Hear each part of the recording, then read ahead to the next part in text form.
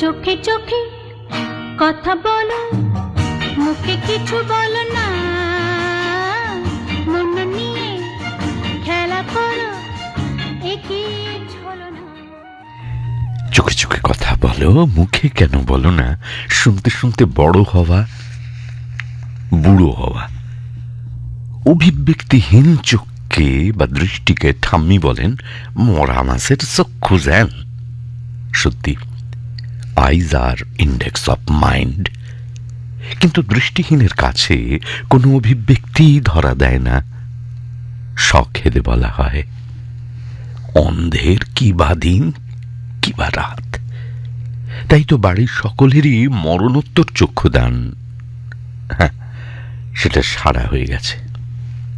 2010 বাড়িতে এলো ছোট্ট লিজা। প্রথম দিনই বুঝে নিচ্ছিল সবার মনোভাব।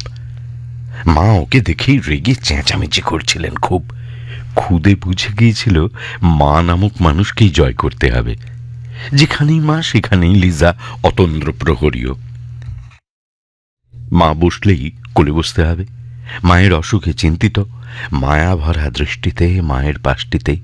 মা কোথাও গেলেই মন খারাপ, ফিরে এলেই আনন্দে লাফিয়ে ঝাঁপিয়ে একাকার। আস্তে আস্তে বড় হচ্ছে, তাও মায়ের কোলে বসে আদর আদায় করে। আড়ালে দাঁড়িয়ে দেখেছি মা ওর সঙ্গে লুকোচুরি খেলেন, কি যে ভালো লাগে। মুশকিল তাকে রেখে কোথাও যাওয়া যায় না। কখনো আমার বাইকে, কখনো বাবা মায়ের সঙ্গে গাড়িতে, সেও সঙ্গী। রাস্তায় আদর নিয়ে সবার ভালোবাসার ডাকি একটু তাকিয়েই বাবার সঙ্গে এগিয়ে চলে। বাড়ির নয়নের মণি, বাকের অপচয় রোধ করে শুধু দৃষ্টিতেই সব সেরে ফেলে। জানায় বোঝায় তার সুতীব্র অনুভূতি। বাড়ি তাকে নিয়েই শশব ব্যস্ত। এহেন লিজার শরীর খারাপে খাওয়া দাওয়া বন্ধ। এলেন ডাক্তার, ওষুধ দিলেন, কিন্তু থমথমে মুখ। আমরা তখনও ওর আরোগ্যে আশাবাদী। লিজা তখনও যে মায়ের কোলে শুয়ে কিছু বলে যাচ্ছিল।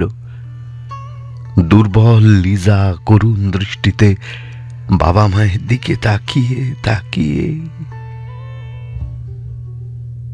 প্রিয়জন হারানোর চিৎকার।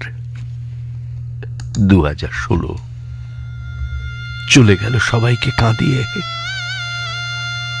2024-এও আমরা যেখানেই যাই আমাদের শোকগ্রস্ত চোখ খুঁজে বেড়ায় তাকেই। মনুষ্যতর প্রাণীও এত ভালোবাসা আদায় করতে পারে শুধু চোখের ভাষায়।